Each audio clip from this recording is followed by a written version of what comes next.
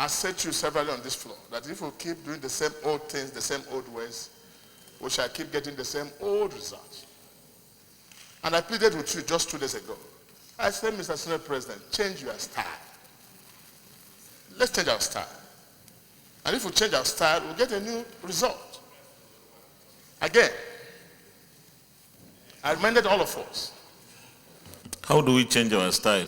Mr. President, that we are the pivot upon which the wheels of government must rotate. Sometimes we'll blame executive or judiciary or ourselves. But it's what we'll give to the executive they will do. They are waiting for us. So the failure of the budget or success of the budget depends on this. Let me come to what we must do. And this is how I want you to really conduct this assembly. That when we stand up to talk, let's provide solution. Not creating more problems for executive, but let's provide what do we have different to show. Mr. President, the problem that we have here, and summary of all we've been talking about, is money. That we don't have enough money for our need. That we don't have enough funds to support the needs of Nigeria, to create jobs and put food on the table of the common man. It's our problem. And this problem arises from the fact that we depend on one source of income, which is called oil, which constitutes over 50% of our revenue, apart from customs, and 90% of our foreign reserve. And this same oil is static, is in fact reducing, while the population and our demands are constantly increasing in a geometrical progression. So oil will not meet it. So, first and foremost, a people like us now faced with this kind of danger should look inwards. And I say to you, let's cut our coat according to our material available, not according to our size. I've said this severally. Nigeria's budget is being cut according to the size of Nigeria, not according to the material available, resources available in Nigeria. And I'm coming to the solution. So what we need is number one. Right.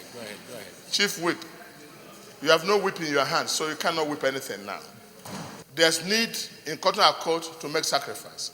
Mr. President, let me even start from here. Let me give you a typical example of how to run this year's budget to achieve our targeted goal. Here we have 3 senators per state. In that National Assembly over there, we have 360-something energetic human beings in this very building, small building. This country must begin to make sacrifice and cut down on cost of governance. To start, very painful as it might be. Now, our constitution provides that we have 3 senators.